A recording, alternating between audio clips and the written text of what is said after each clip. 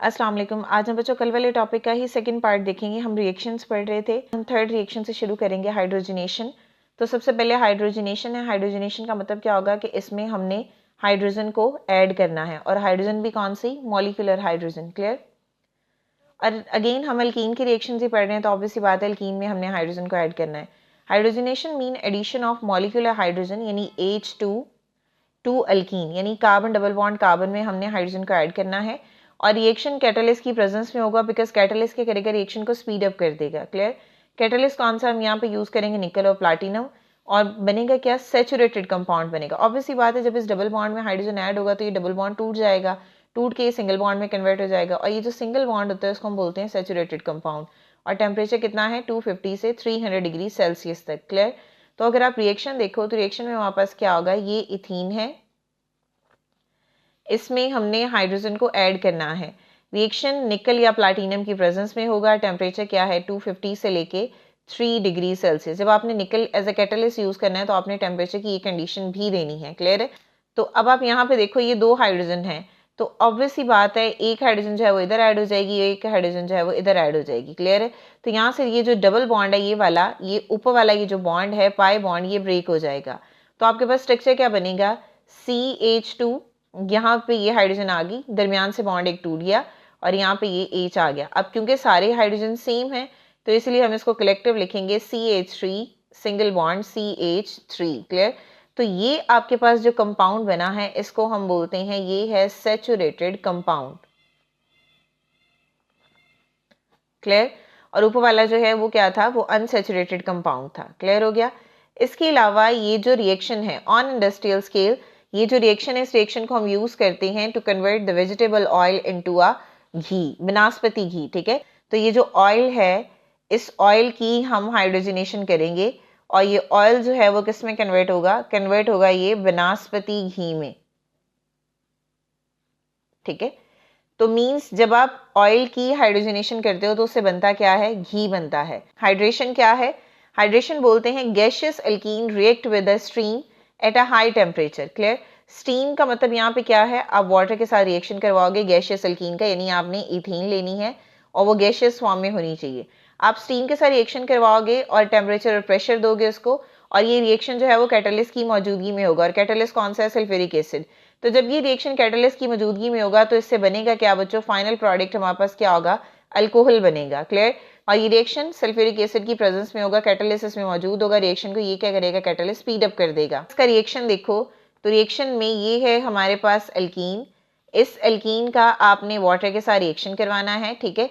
और कैटलिस्ट क्या है, सल्फ्यूरिक एसिड है, और ये आपके पास क्या बनेगा, ये यहाँ पे बन जाएगा बच्चों, अल्कोहल बनेगा। क्लियर। इनिशियली क्या होता है बच्चों, अगर आप इसका रिएक्शन का मैकेनिज्म देखो तो इनिशियली क्या होगा कि ये हमारे पास, अगर आप वाटर को ब्रेक डाउन करो तो H positive and OH negative है, ये क्या करेगा, ये इस पे अटैक करेगा और ये यहाँ से लीव कर जाएगा। क्लियर है।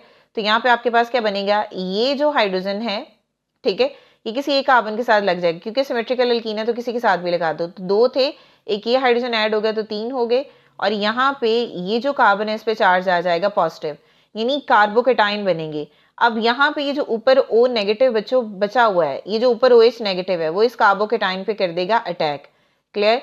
तो जब वो इस पे अटैच होगा तो आपके पास जो है वो इस तरह का प्रोडक्ट बन जाएगा, और इसको हम बोलेंगे ये है इथाइल अल्कोहल। क्लियर।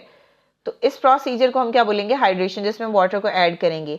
तो अल्कीन्स जब ये रिएक्शन होता है तो अल्कीन सबसे पहले क्या बनाते हैं, कार्बोकेटाइन बनाते हैं, और वो कार्बोकेटाइन एज एन इंटरमीडिएट है। ये वाला जो कंपाउंड है इसको हम बोलते हैं बच्चों, ये है carbocation. Clear. Carbocation as an intermediate है, इस कार्बोकेटाइन पे बाद में OH नेगेटिव अटैक करता है और आपके पास जो है वो फिर इथाइल अल्कोहल बन जाता है। जो हेलो हाइड्रेशन, हेलो हाइड्रेशन का मतलब क्या होता है, हेलो का मतलब क्या होगा बच्चों, हेलोजेंस। क्लियर।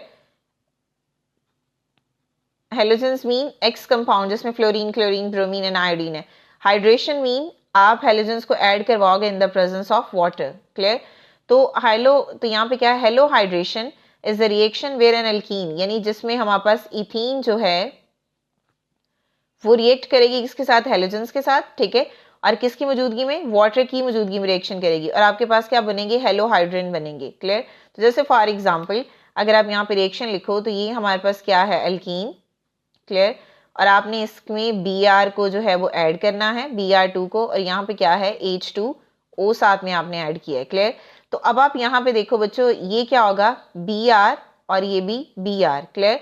तो ये क्या होगा H पॉजिटिव और ये क्या होगा OH नेगेटिव। अब ऑब्वियसली बात है, जब ये Br इसके करीब आएगा तो इसमें पोलैरिटी डेवलप हो जाएगी। क्लियर? तो यहाँ पे क्या आएगा Br पार्शियल पॉजिटिव और ये क्या आ जाएगा Br पार्शियल नेगेटिव। क्लियर? तो इसका मतलब है कि ये पहले आपस में रिएक्ट कर जाएंगे और यहाँ पे क्या बना देंगे HBr बना देंगे। क्लियर है? तो अब ये डबल बॉन्ड जो है वो इस पे अटैक करेगा। जब ये इस पे अटैक करेगा तो ऑब्वियसली बात है किसी के साथ जुड़ जाएगा, तो आपके पास यहाँ पे क्या बनेगा कार्बोकेटाइन। ठीक है, इसको यहीं पे लिख लेते हैं। तो यहाँ पे क्या बनेगा H2C। क्लियर?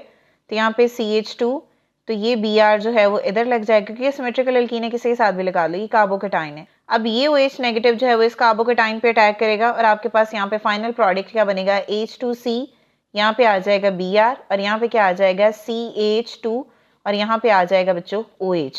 तो ये हमारे पास बनेगा, इसको हम बोलते हैं ये है हेलोहाइड्रीन। तो ये क्या है 1 ब्रोमो एथेनॉल। अगर आप इसको थोड़ा सा स्ट्रेट करके लिखो, आप इसको ना ऐसे भी लिख सकते हो, नीचे यहाँ पे मैं लिख देती हूँ, आप इस स्ट्रक्चर को ऐसे भी लिख सकते हो CH2 यहाँ पे Br।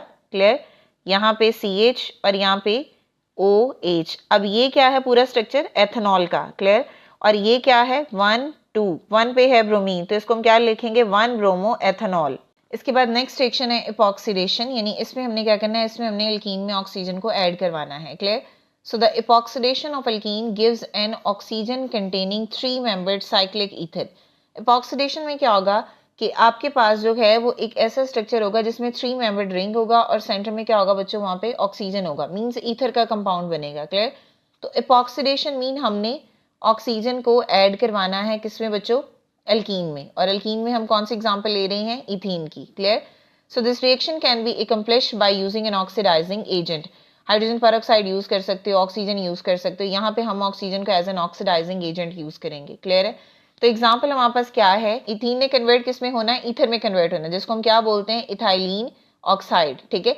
और रिएक्शन कैसे होगा, हमने ऑक्सीजन को यूज करना है और ऑक्सीजन यहाँ पे क्या है, ऑक्सीजन है बच्चों यहाँ पे ऑक्सीडाइजिंग एजेंट, साथ में हमने मेटल कैटलिस्ट को यूज करना है, यानी सिल्वर हमने यहाँ पे इस्तेमाल करना है। अब ये मेटलिस्ट क्या करेगी, रिएक्शन को बच्चों फैसिलिटेट करेगा। ठीक है? रिएक्शन को फैसिलिटेट करेगा और बनाएगा क्या, एपोक्साइड बनाएगा डायरेक्टली फ्रॉम द एल्कीन। ठीक है? यानी एल्कीन ऑक्सीजन के साथ रिएक्शन करके 3-membered एक साइक्लिक कंपाउंड बनाएंगे जिसको हम एपोक्साइड बोलते हैं, यानी ईथर बोलते हैं। ठीक है? और जब आप इस एपोक्साइड की हाइड्रोलिसिस करोगे तो इससे बच्चे डायोल बनेगा, यानी अल्कोहल बनेगा। क्लियर? तो अब आप क्या करो, रिएक्शन लिखो। रिएक्शन लिखते हैं तो ये हमारे पास क्या है एल्कीन, इसका हमने ऑक्सीजन के साथ रिएक्शन करवाना है। तो ये अगर इसकी एग्जांपल लिखें, अगर नेम लिखें तो ये क्या है इथीन। क्लियर? ऑक्सीजन है, एज एन ऑक्सीडाइजिंग एजेंट हम इसको इस्तेमाल करेंगे और रिएक्शन होगा इन the presence of metal catalyst. ठीक है?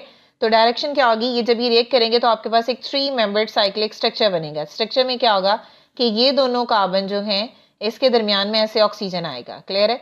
तो बाकी जितने भी कार्बन के बॉन्ड्स हैं उसको आप हाइड्रोजन से शो कर दो। क्लियर हो गया? तो इसको हम बोलते हैं, ये है बच्चे एपोक्साइड। ठीक है? अब आप क्या करो, इस एपोक्साइड की करवाओ बच्चों हाइड्रोलिसिस, यानी हाइड्रोलिसिस करवाओगे in the presence of water. Hydrolysis से वो कन्वर्ट किस में हो जाएगा, अल्कोहल में कन्वर्ट होगा, यानी डायोल्स बनेंगे। क्लियर? तो डायोल्स कैसे बनेंगे, आप जब ये बॉन्ड यहाँ से देखोगे, जब ये ब्रेक होगा तो एक OH जो है वो ऊपर बनेगा। ठीक है? और दूसरा OH जो है वो यहाँ पे नीचे बनेगा। क्लियर है? अब ये 1 और 2 है, 2 कार्बन है, दोनों के साथ OH है, तो इसका नेम क्या होगा, इसको हम बोलेंगे इथेन 1,2 डायोल। क्लियर?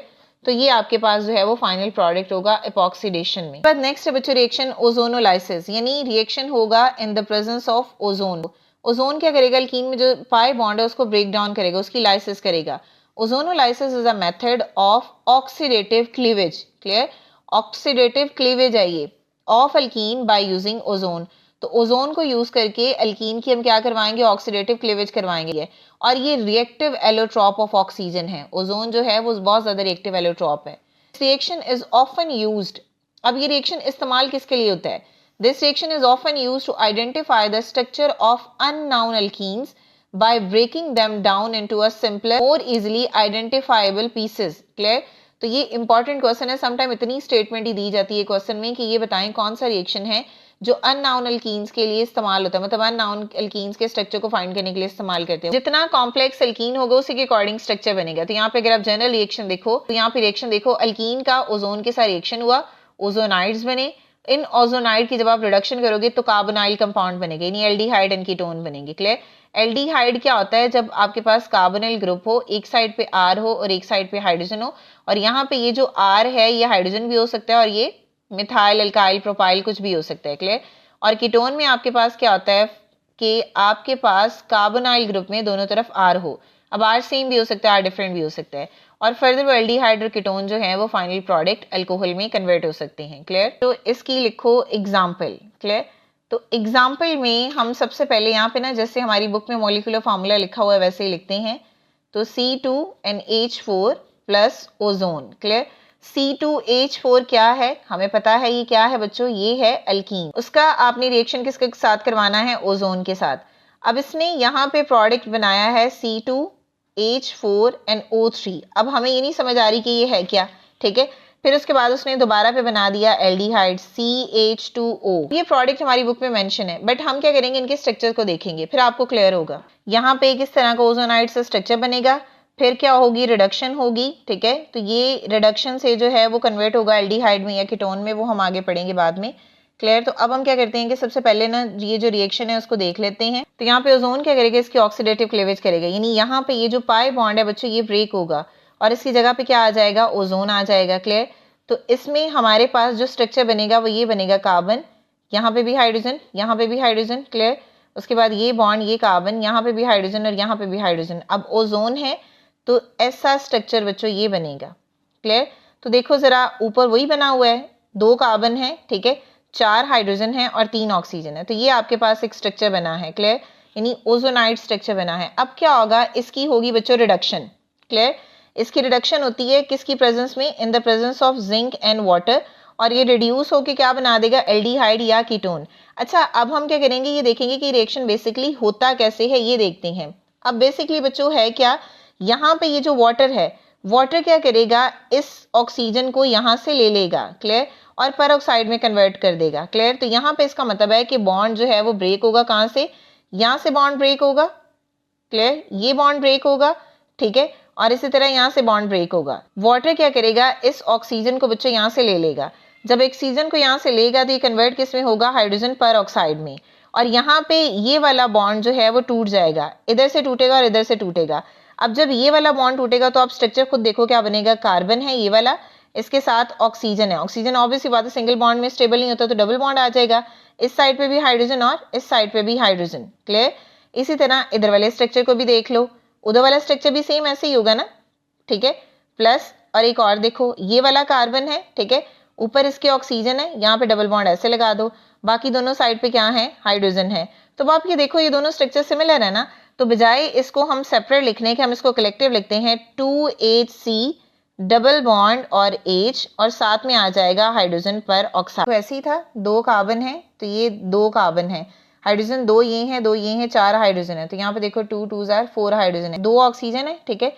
तो ये 2 ऑक्सीजन है, तो ये देखो 2 ऑक्सीजन है। क्लियर? उसके बाद क्या होगा कि ये हमारे पास जो पर ऑक्साइड है ये जिंक के साथ रिएक्शन करेगा और ये बना देगा हमारे पास यहाँ पे जिंक ऑक्साइड और साथ में वाटर बना देगा, तो ये हमारे पास प्रोडक्ट आ जाएगा। क्लियर है? तो ये तो वो रिएक्शन था जो यहाँ पे हमारी बुक में डायरेक्ट मेंशन था, हमने इसको कर लिया। अब हम जो है वो सेकंड रिएक्शन देखेंगे जो बुक में मेंशन है, उसको एक्सप्लेन करते हैं। अब हम नेक्स्ट एग्जांपल लिखते हैं, एग्जांपल नंबर 2। ये तो एग्जांपल 1 थी जिसमें हमने इथीन की एग्जांपल ली, अब हम लेंगे प्रोपीन की। तो CH3 single bond CH double bond CH2, क्या है ये है बच्चों प्रोपीन। सबसे पहले रिएक्शन करवाएंगे ओजोन के साथ, ओजोनोलाइसिस होगी, ये वाला बॉन्ड जो है वो टूट जाएगा, ओजोन जो है वो इसमें ऐड हो जाएगा। तो यहाँ पे ये कार्बन ये वाला, इसके साथ ये हाइड्रोजन। क्लियर? और उसके बाद ये बॉन्ड टूट गया। क्लियर? ऊपर क्या आ जाएंगे, 2 ऑक्सीजन जो है वो आ जाएंगे और नीचे जो है वो 1 ऑक्सीजन आ जाएगा। अब जो ये वाला CH3 है इसके साथ हम यहाँ पे लगा देते हैं। क्लियर है? अब ये वाटर क्या करेगा, इस ऑक्सीजन को ले लेगा और कन्वर्ट किस में हो जाएगा, हाइड्रोजन पर ऑक्साइड में, H2O2 में। क्लियर? और उसके बाद क्या होगा बच्चों, बॉन्ड की क्लीवेज होगी। क्लीवेज कहाँ से होगी, यहाँ से बॉन्ड टूटेगा और यहाँ से बॉन्ड टूटेगा। जब ये वाला बॉन्ड यहाँ से टूटेगा तो आपके पास स्ट्रक्चर देखो ध्यान से क्या बनेगा, ये कार्बन है, ठीक है, कार्बन के साथ ऑक्सीजन है, ऑक्सीजन डबल बॉन्ड के साथ है, कार्बन के साथ हाइड्रोजन है, ये हाइड्रोजन है, कार्बन के साथ CH3 और ये CH3 हो गया। क्लियर। दूसरा स्ट्रक्चर देखो क्या बनेगा, ये हमारे पास कार्बन है, ठीक है, इस कार्बन के साथ ऑक्सीजन है, ये ऑक्सीजन हो गया। क्लियर।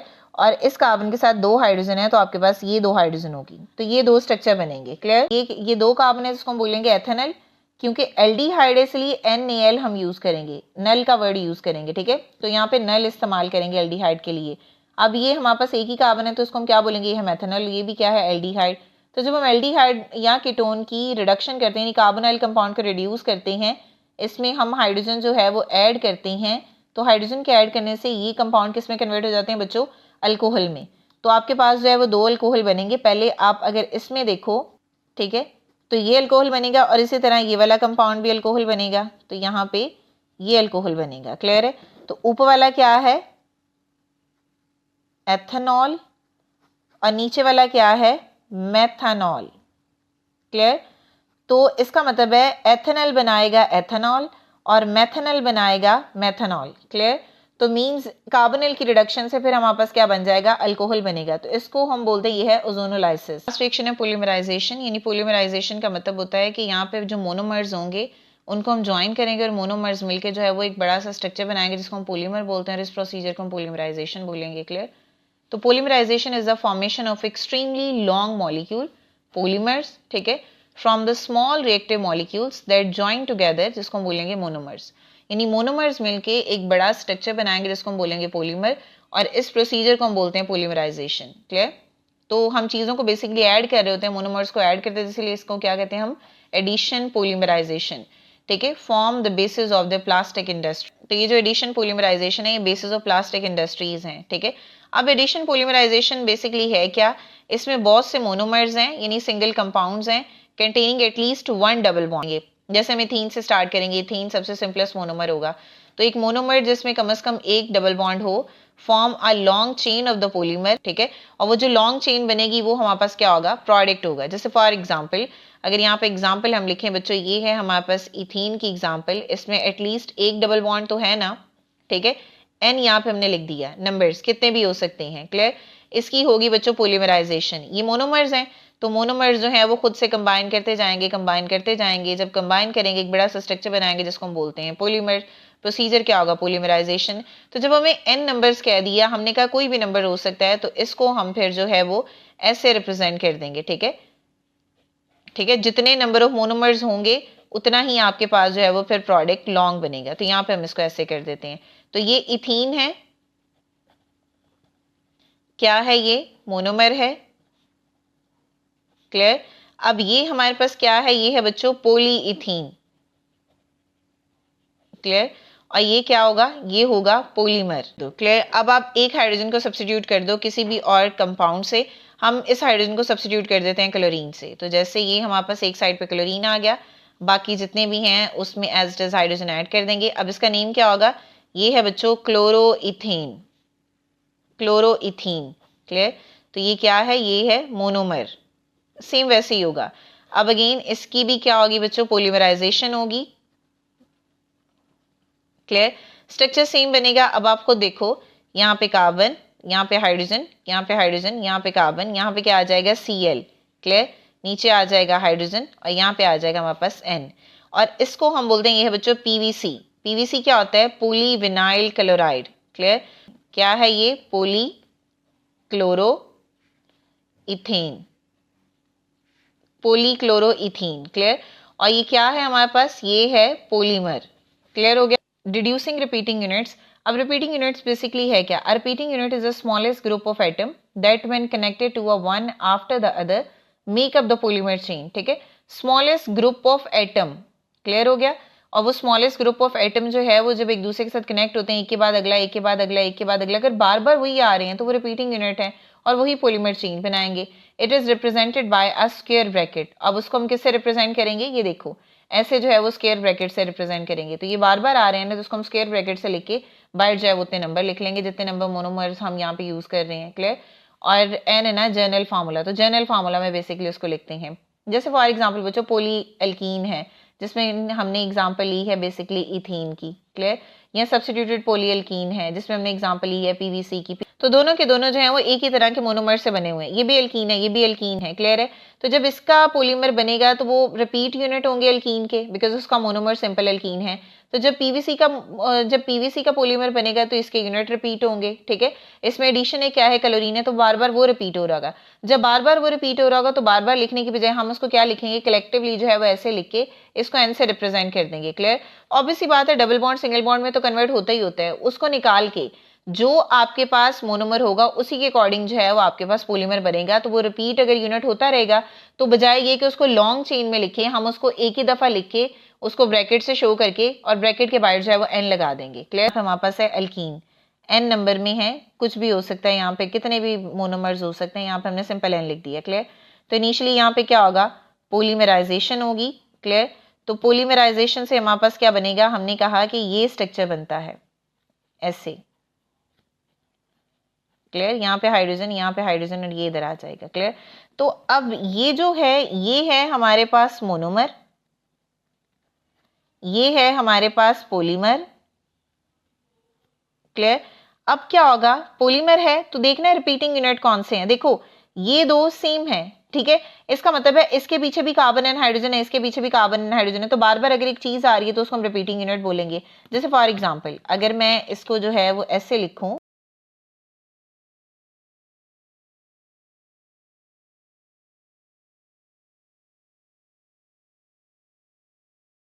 तो अब आप खुद देखो बच्चों, यहाँ पे कार्बन है, इसके साथ दो हाइड्रोजन है, ये कार्बन है, इसके साथ दो हाइड्रोजन है, तो ये क्या है बेसिकली, ये है बेसिकली रिपीटिंग यूनिट। सो ये था पॉलीमराइजेशन का लास्ट रिएक्शन। आई होप कि आपको क्लियर हो गया होगा। अगर स्टिल कोई भी क्वेश्चन है तो आप कमेंट कर सकते हैं। नेक्स्ट वीडियो तक के लिए अल्लाह हाफिज।